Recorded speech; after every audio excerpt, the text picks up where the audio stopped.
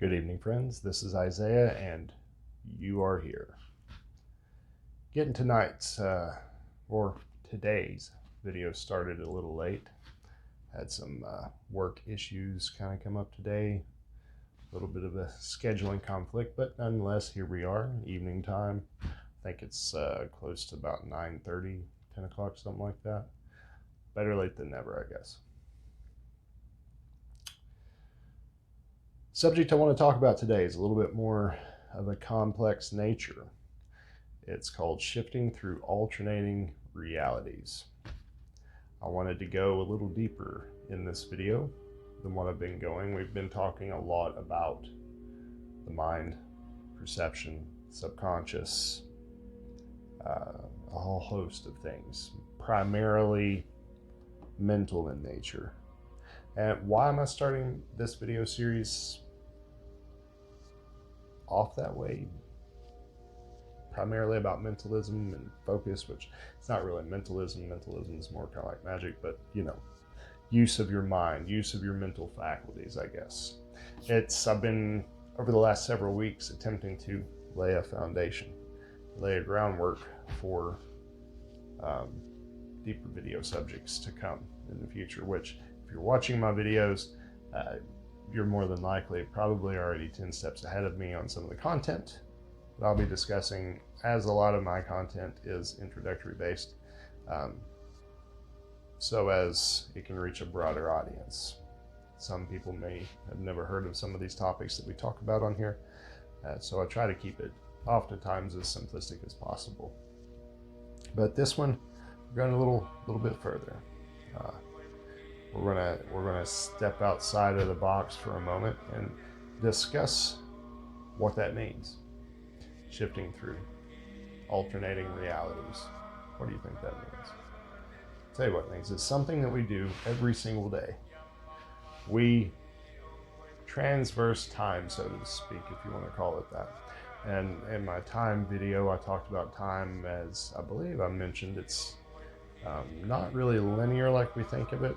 Our human perception is what's made time linear. The way in which we go about our day-to-day routines and our daily lives, the way we schedule out time, the way we make time out to be our sole perception of it, just like everything else, we make time what it is. The collective consciousness of humanity makes time function the way that it does. So how is it that we shift on a daily basis through alternating realities? I will explain. Each moment that you're alive and that you're breathing, there are billions of possibilities that could happen at any second. And each and every second that passes by, for the sake of this video, we'll discuss time as if it's linear. So every second that ticks on by, there's billions of possibilities or potentialities that you could choose from. There's billions of different things, probably more than that could happen at any given moment. Anything could happen. That's why I say all the time that the only time we have in reality is this exact moment in time. You are here and now. And that's why I say that we need to honor this moment, because at any second, your moments in this life could stop. So each and every second that ticks by, there's an unlimited amount of potentialities or possibilities that could happen. We are constantly making vocal sounds, making conscious decisions. We're constantly looking outward, perceiving our environment, and making definitions about our perception. We are relating those definitions to past experiences, new experiences. We are taking in that information. Each and every second that goes by, we are putting our body in motion. We're moving.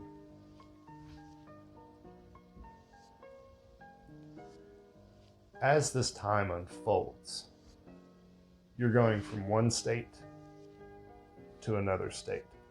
Now, granted, the two states may look very similar 2 points in time.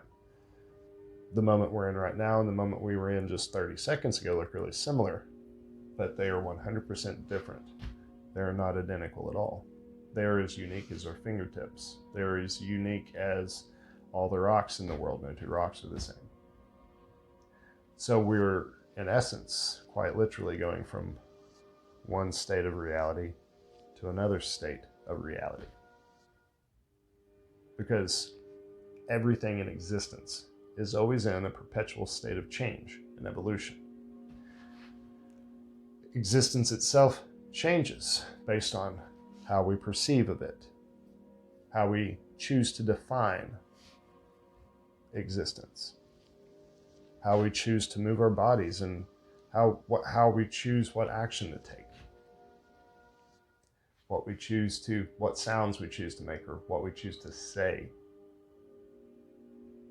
The vibrations of our voices cause things to happen. You can make something that wasn't going to happen before happen just by making a sound. If you don't believe me, holler at one of your kids and ask them to come to you. But they will. They came to you because they heard the sound of your voice, that vibration, that frequency. Your voice is, in essence, making change. When we tell somebody something and they do something different because of what we've told them, we're using vibration to change our reality. These videos that I'm making, you're seeing imagery of me talking on the camera and you're hearing my voice. You're attempting to define these concepts that I speak of. You're thinking and you're processing this information. And one way or another, this information will change you. You'll either choose to, or be able to, or need to take something from it, or you won't pay any attention to it at all and you'll go on about your life. But one way or another, you will still have heard the sound, and even if it's in an infinitesimal degree, it will change you in some way. So, our perception, our movements, our sounds shape and mold the reality around us second to second. We are literally, it's almost like we're surfing through time. And if we, instead of just being on autopilot, decide what it is that we want to say, if we decide how we want to define what's going on around us, and if we decide what actions we want to take, we will quite literally change reality as we know it. It's up to you to decide how much change you want to make. There's a fellow YouTuber that I follow, might have mentioned him before, his name's Aaron Doughty. He mentioned the other day we can make quantum jumps, quantum leaps in time, quite literally. Ever watched the show back in the 80s, Quantum Leap? It was good stuff. But we can literally make quantum jumps in time.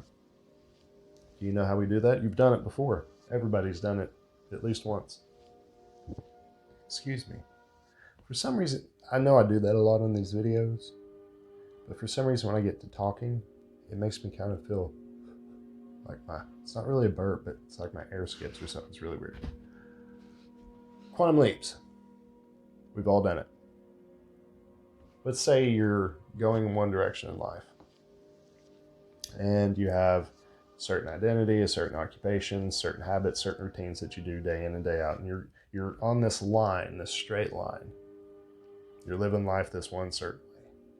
And then something happens, or maybe nothing happens at all, but you just decide you want your life to be totally different and you want to make radical change. I'm really bad about doing this. I've made I don't know how many quantum jumps in my life. But you're going along this life track and you just all of a sudden decide you want to change.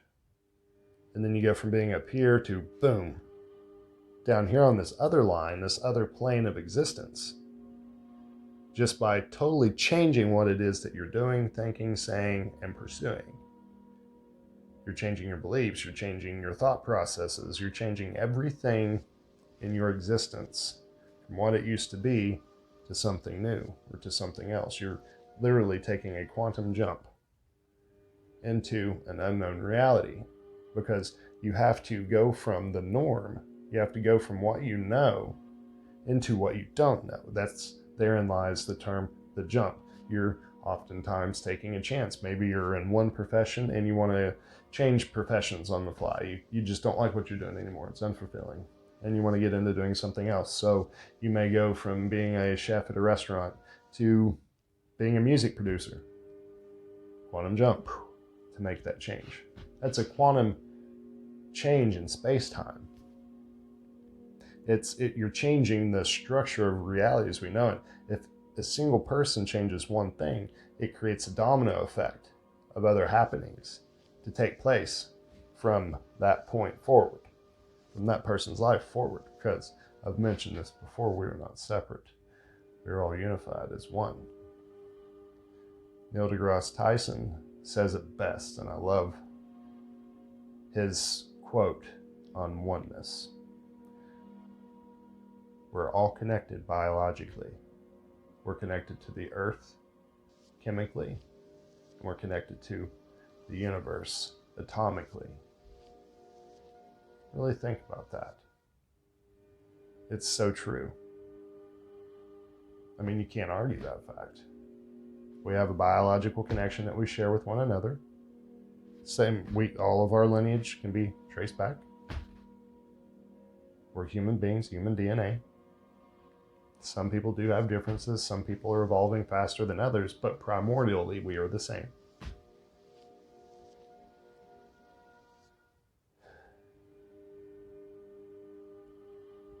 Kind of got off track on that thought, but you can literally change your timeline just by changing your mind. You can change the events that happen, because I remember where I was going, where we're all connected. When one of us does something different, it affects the other. 6 degrees of separation, that might be a principle that you've heard of before, but the 6 degrees of separation says that there's only 6 people that separate you from everyone else. And it's through those 6 people and their friendships and families and connections that you're connected to a global network. That is why we need to be really mindful of what we think, say, and do at all times, because our actions, our vibration, our thoughts, our definitions, our perceptions, the way in which we're interacting with, engaging, and building this reality that we call the third dimensional perspective is going to affect someone else. Someone will see you or hear you, or a choice you make will affect someone else. It can be as simple as you chose to buy this blue car over here. Now another person can't buy that blue car because you bought the blue car. But if you didn't buy the blue car, they could have bought the blue car, and maybe they would have gotten a wreck in the blue car. But because you bought that car, they can't buy it now, and now they're not going to get in the wreck in the blue car. It's a downward spiral. Well, not a downward spiral. That sounds so negative, but we'll just stick with domino effect. Everything's like that. Everything works like that. What you choose to do, what you choose not to do. We're constantly shifting in and out of realities.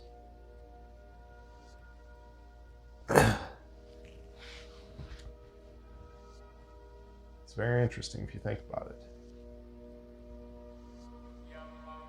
Probably we'll go into this a lot more in depth in future videos. I always have a whole host of things I want to say, and it always seems like leaving something out. These last couple of videos I've done that. That's why I've made part 2s. Don't want to keep that theme going, but I might make part 2 on this one. I don't know. What are your thoughts on shifting through reality? Do you believe that's possible? Can you perceive that as happening that way? I guess that's the real question. Our perception is absolutely everything. You know, reality only is what we think of it. And reality only exists how we define it. That's why there's a variety of cultures in the world, and those cultures all have very different beliefs. But it's the reason why two different cultures to have two different systems of beliefs can, in essence, pray for something, and they can both get results. It's their focal point. It's what they choose to use as a focal point in order to manifest, shift, and change their reality. They're, in essence, through that focal point, giving themselves permission to raise their vibration and align with what it is they're trying to do energetically. But some people have discovered this and some people haven't. We don't need a focal point. We can just decide we want to change something and change it through our intentions, through our energy. We can willingly choose to align with something else that we perceive to be outside of us. It's not really. It's just resonating at a different vibration, a different energy level. It's like tuning a radio knob.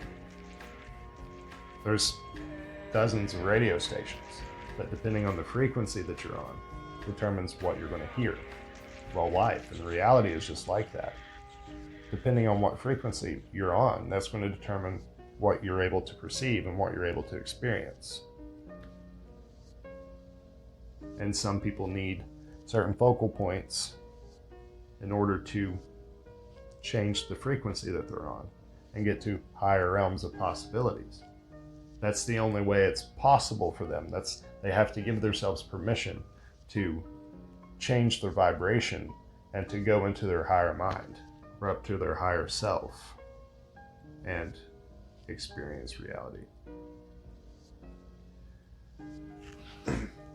Not attempting to convince anyone of anything. I think religious ideology, certain spiritual practices are important. This isn't to denote that. I think a lot of practices are very beautiful. I have my own spiritual practices. Not because I feel like I can't manifest or change my reality without them, but just because they're a part of me and I choose to have those practices in my life. Meditation is one. I, at one point, used to believe that I needed meditation to be calm, to be mindful, to get control of my thoughts. I don't. That's a rule that I've created for myself. And since it's a rule that I've created for myself at one time, that was the only way I could get myself centered, so to speak. But you can be centered just by deciding you want to be centered. Whatever rules you create for yourself determines the reality that you experience. We make up the rules, we decide the perception. Otherwise, diversity in cultures and religions wouldn't exist. Nothing would exist if you couldn't perceive what was happening. Anything only exists because you can perceive of it. I want to say that one more time.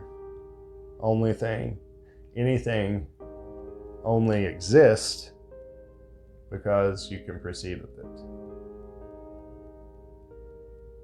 If you had never seen a rock before, if no human being had ever seen a rock, would rocks exist without us perceiving it? No. There would be no one there to call it a rock. There would be no one there to define it as such. That's proof that our reality is malleable. And that's proof that we can shift it at any time. That we're constantly shifting and changing through alternating realities. That we are constantly creating and redefining the scope of our perception. I'd love to hear what you think on this subject. This is a deep one. I want to continue this trend. We're going to keep going outside of the box on some of these topics. I would love to get your feedback. I'm always open to learning and hearing about the varied perceptions, because your perceptions are just as important as mine or anyone else's. We collectively decide what reality we're going to experience together. We are unified as one. We are made up of all one source, but we're fragmented like beams of light, each having different experiences to collect that information and take it back to source at some point throughout our soul's evolutionary journey. This life in a human body is just a part of that journey. And the experiences that I'm going to have playing the role of Isaiah Grimes, one day I'm going to take that information of all the experiences that I had, and I'm going to take it back, and I'm going to take it back to source from where we came. And that information, because we're all connected in that way, we're all connected through information. We're all experiencing everything at once, singularly, but also collectively fragmented. If you haven't done so already, please like and subscribe to my channel, and feel free to share my content with anyone you think may gain value from it or gain some insight. Like I said before, if you have any comments, I'd love to hear them. I hope everything in your life is going wonderfully and as you need it to, and I hope that it's serving you in your evolutionary growth. I hope that you have much peace in your mind, much love in your heart, much balance in your soul. Till next time, my friend.